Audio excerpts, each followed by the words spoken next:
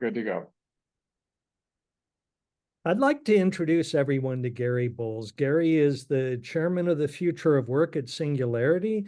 He's been helping people find the color of their parachute for many years and finding the tools and the ways for them to express their potential in the work environment, and has helped us understand many of the tools we can use, and most important, the context of how to look at this that can help us deliver better results individually. So I'm going to hand it over to you, Gary, and we're going to explore an AI ready workforce. Really, Dave, I really appreciate the invitation. So I just wanted to offer a couple of thoughts, a couple of insights that hopefully will be useful in thinking about how we're all dealing with what I call the AI tsunami, this wave of technologies that we kind of group under the brand label of AI, machine learning, artificial intelligence, large language models, generative AI, which has really transformed a lot of the way that we think about, especially informational work. And some of the ideas that we've been able to explore and seeing how people can effectively do that as individuals, as parts of teams, and within organizations. So I'm often asked, how do you think of the major factors? Like what's going to help the workforce to be AI ready? What will help each of us as individuals to be ready to be able to leverage these tools? So it always starts off with an understanding. I tend to put these into the categories of the strategies are mindset, skill set, and tool set. What do I mean by that? Mindset is how we approach problems. Skill set is how we as humans apply our human energies to solve problems.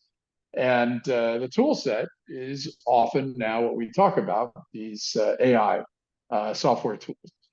So what's important for us is to be comfortable with that tool set, is to be able to get that sort of baseline level of capability with it. I use the analogy of cars. You have to learn how to drive the car. You don't have to go work under the hood. So you don't have to become a programmer. You don't necessarily have to be one of the ones that are shaping the tools unless that's something that drives you. But we all have to be good at being able to drive the car, to use the AI technologies to be able to solve different problems.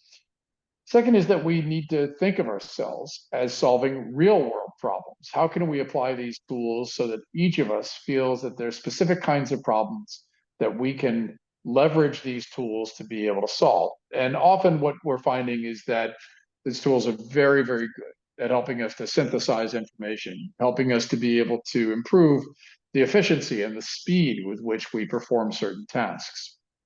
And then we also need to be adaptive. We need to be able to help us, usually leverage these tools that can help us to be able to continually solve new problems, because the problems of today are likely going to be very different tomorrow. And that's something that's uniquely an opportunity for youth, young workers who are just entering the workforce.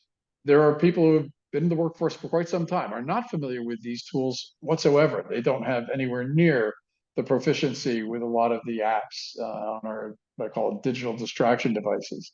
And so it's really helpful to think of yourself as entering at a time where these tools can help to really kickstart. They can speed the process by which you can understand problems and be able to solve them. I'm also asked, well, okay, so that's great. You talk about mindset, skill set, and this new AI tool set. What are the skills that are going to be needed to be able to help each of us to be able to navigate that process? And in my book, The Next Rules of Work, I talk about four key skills, skills that can be usable in a wide range of different situations. There are many of them, but if I could wave a magic wand and we all had proficiency in these four key skills, I think each of us would be far better prepared. And that is problem solving, being adaptive, being creative, and with empathy. So problem solving, because that's why people pay us, that's why we pay other people, is to solve problems. Adaptive, because we're going to need to continually change, continually use new tools to solve new problems, because we live in a world of exponential change. Creative, because this is one of the skill sets that separates us from robots and software. Humans are intensely creative, and we're very good general purpose creative problem solvers. And then finally, empathy. Satya Nadella, the CEO of Microsoft, is fond of saying that This is the human superpower, is empathy. It's our ability to empathize with our customer, with our coworkers, with the needs of the planet that differentiates us as humans. So it just so happens that these spell out pace, problem solvers who are adaptive, creative, and with empathy. And so that's critical for us to be able to think about how each of us can develop that skill set. And they're quite trainable. We can train young workers, especially, to be able to develop those skills.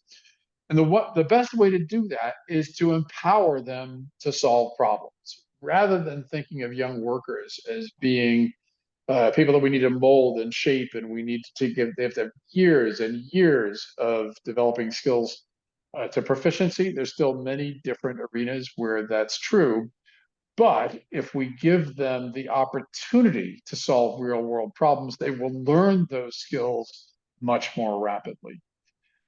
So I'm also asked, so when we think about these tools, so again, mindset, skill set, tool set, what is the way we can use this tool set to have a much more effective mindset to solve problems and develop that skill set? I'm actually updating, I've got 10 courses on LinkedIn Learning with about 1.5 million learners, and I'm updating 2 courses, one on learning mindset and one on learning agility. And what these tools are enabling many workers, and especially young workers, to do is very rapid learning and rapid problem solving. It used to be that it took a long time to learn certain arenas, to learn certain business processes. And now these tools can help us to get up to speed much, much faster and to learn much more effectively. We can query the tools. We can ask the tools, what are some of the best ways that we can learn? And how can we use the tools to be able to determine whether we have learned to solve particular kinds of problems? We can have a much faster path to being effective in a work role. However, technology giveth and technology taketh away. And what happens with these tools, especially for young workers, is we don't necessarily learn rigorous learning. That is, we really retain learning when it's a little harder, when it takes time. We have to really immerse ourselves and get over the speed bumps of learning. And unfortunately, what happens with a lot of these tools is they encourage us not to do as rigorous learning. So that's the downside of these tools that we need to mitigate. That is, we need to find some North Star or Southern Cross, something that pulls us towards the kinds of problems that we most want to learn. So how does this then affect work, right? So we've got these new tools, but in many cases, those tools can automate a lot of tasks that humans used to do. And so how do we ensure that that process doesn't just mean that a whole bunch of human work goes away? Well, technology has always automated human work. I mean, literally going back to the ox-drawn plow, it's always automated. And so there are decisions that people who pay for work to be done that they make. And you can decide, oh, I'm going to automate away all those tasks and lay off all those people, or I'm going to empower them. I'm going to train them. I'm going to give them the opportunity to learn solving new problems. So what does that take? At a high level in organizations, people who lead organizations have to make that commitment, the commitment to continuously develop human talents. And then at the ground level, with the hiring manager or the team, what I call the team guide, the person who is helping to make a team as effective as possible, it has to be a commitment to empowering problem solvers and to helping them to be able to dynamically bind around new problems, to be able to work well with others, to be able to solve new problems. So how will companies decide if they're actually going to do that? It turns out that most organizations, especially businesses, take one of two different paths. Companies that are very shareholder driven and are absolutely about the bottom line and are not that dedicated to continually developing their human beings, they will take that path that automates a whole bunch of jobs and doesn't necessarily retain that work for humans. And you probably can guess that's not my favorite path. Instead, what we need are people who are leading organizations that are much more stakeholder driven. Your stakeholders are your customers. It's also your workers. It's the communities in which you function. It's also the planet. And if you're much more stakeholder driven, then you will constantly want to develop human talent so that they can solve the problems of today and tomorrow. They're not just discardable, they're people that actually have a very adaptive skill set, and they will be the ones that will help your organization to be successful tomorrow. And that, but inevitably, there will be jobs that will dissipate. We don't need buggy whip manufacturers all that much anymore. We needed for a period of time, we've needed people that can use, can do queries for large language models for these AI tools. And more, the tools themselves will be better at helping to understand different problems to solve and so on. We've needed a lot of people who are programmers and coders. And we're finding that there's certain tasks that coders do that can be automated. What is always true is that if you did a certain amount of work in the past, there were certain parts of the work that you did that were repetitive, that weren't all that creative, that kind of were solving the same problem over and over again. And that is what we automate. But there's all these other tasks that we do, there's other problems to be solved. And so coders will become much more business process analysts. They've often had the skill set developed of being able to interview people, find the problems that they want to solve, and then see how that makes its way into code. And that is very likely to be where many people who perform those kinds of tasks in the past will be focusing their skills in the future. But what all of us will need to do in a world of exponential change is to stay up to speed as much as we can on some of the most effective tools, because we will always need to use the right tool to solve the right problem. We can't be doing the Maslow's hammer thing of thinking that every problem, because we have a hammer, it looks like a nail. We need to continually learn how to use these tools to be able to solve different problems. So I'm going to stop there, but I hope this has been helpful. I want to make sure the key takeaways are: you need to learn this PACE skill set. You need to continually be problem solvers who are adaptive, creative, and with empathy.